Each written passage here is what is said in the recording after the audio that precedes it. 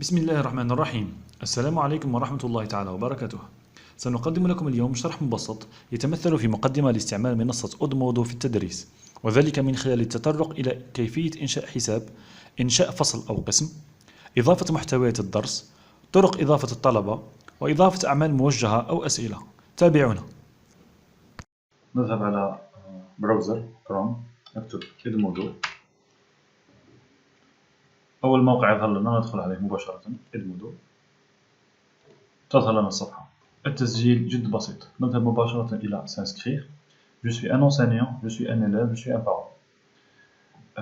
بالنسبة للأساتذة نضغط على je suis un enseignant، بالنسبة للطلبة نضغط على je suis un élève. je suis un enseignant. كل ما علي فعله هو إدخال بريد إلكتروني.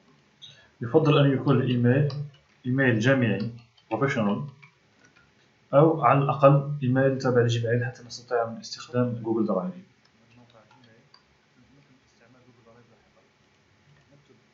نكتب كلمة السر، كلمة سر جديدة وليس كلمة سر التابعة للإيميل الخاص بنا، بكلمة سر التي سندخل بها إلى هذا الموقع، ثم créer votre compte.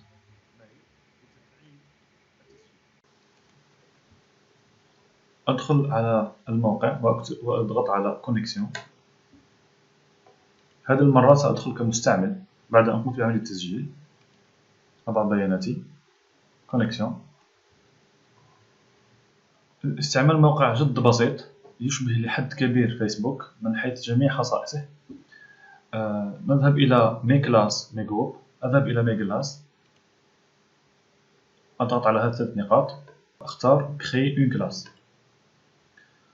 هنا أقوم بإنشاء قسم، هي un cours. nommez votre classe، donc هنا نعطيها الاسم. décrivez votre groupe.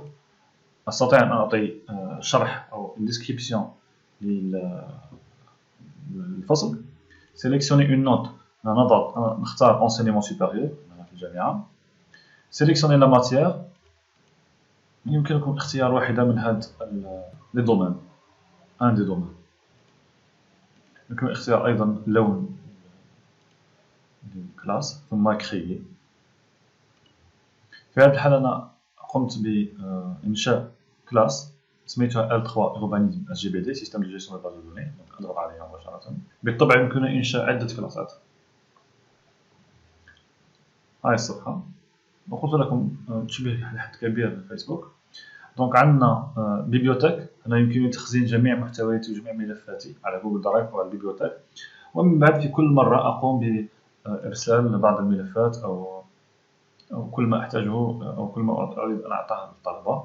إذا أردت أن أقوم بوضع بوست، أقوم بالضغط على كومونسي، أكتب ما أريد كتابته. يمكن إضافة فايل ولا إيماج ولا باوربوينت ولا فيديو، كل ما أريد. يمكن عمل سونداج، ثم بوبليكاسيون.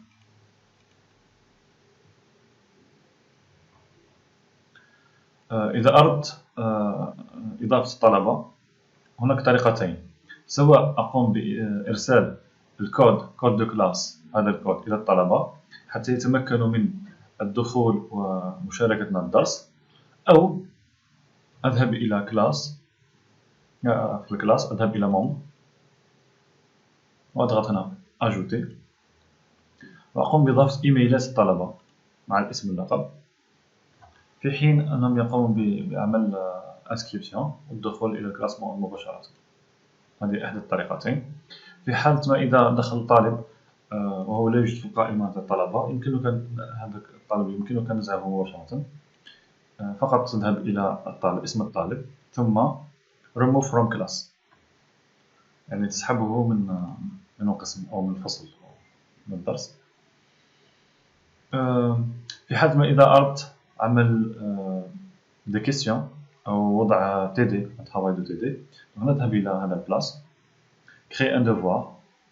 إذا أردت عمل استبيان، مش شرط استبيان، قادر يكون حتى نقولوها أسئلة بالتنقيط، نديرو créer un questionnaire أو créer un devoir. ندير أنا créer un devoir. titre du devoir، أقوم بإعطاء des instructions، ما هو مطلوب في الديفوار. إذا في حالة ما إذا أردت إعطاء فيشي يساعد على TD أو ملفات تساعد على الفهم ومن بعدها أو فيديو حتى فيديو يساعد على فهم ما هو مطلوب عمله، يمكننا إضافة ajouter des fichiers، لا ajouter un lien، لا ajouter depuis la bibliothèque. هنا نكونوا قد وضعنا ديجا في البيبليوتيك تاع الموقع تاعنا كل الدروس ولا كل الملفات التي نريد استعمالها لاحقا. ثم attribuer. هنا الموقع ماذا يفعل؟ يقوم بإعطاء خاصية أنني أضع date تاريخ لإرجاع الملفات، فرضا 28 مارس على الساعة 12 PM ليلا AM 12 AM virgule après l'échéance. معناتها الطالب لا يمكنه وضع الملف بعد هذا التاريخ 28 مارس على الساعة 12 ليلا، لا يمكنه أن يضع الملف تاعه، وهنا يقفل التدي.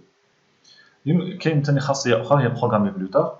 هذه بروغرامي بلوتار نستعملها في حالة ما إذا التدي لا أريد أن أعلن عليه حاليا.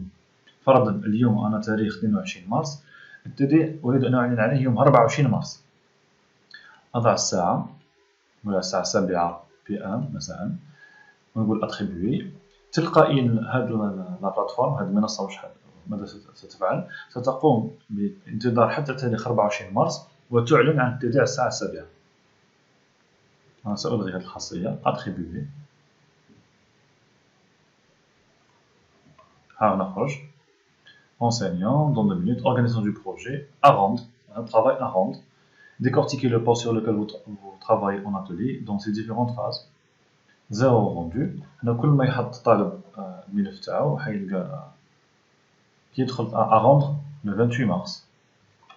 في حالة ما إذا أريد أن أحذف هذا التدي ولا هذا الفكرة إلا كان قمت بخطأ، نضغط هنايا supprimer la publication. دونك الاستعمال تاعو جد بسيط، يشبه لحد كبير فيسبوك في الاستعمال، لحد كبير جدا.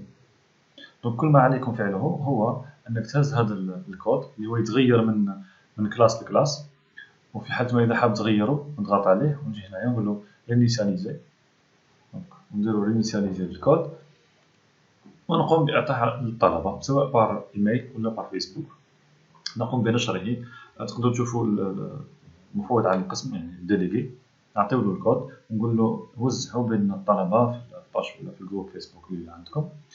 بمجرد دخول الطلبة نقوموا بلا فيريفيكاسيون تاع لا ليست دي ستوديون اللي عندنا مع قائمة الطلبة اللي يدرسوا عندنا في هذه المادة، اللي نلقاهم الطلبة غير تابعين للدرس تاعنا، سواء نقوم بحذفهم أو الأستاذ اللي حاب يخلي الطالب يدرس يخليه يدرس تحت إشكال. هذه شكرا على حسن المتابعة. بارك الله فيكم.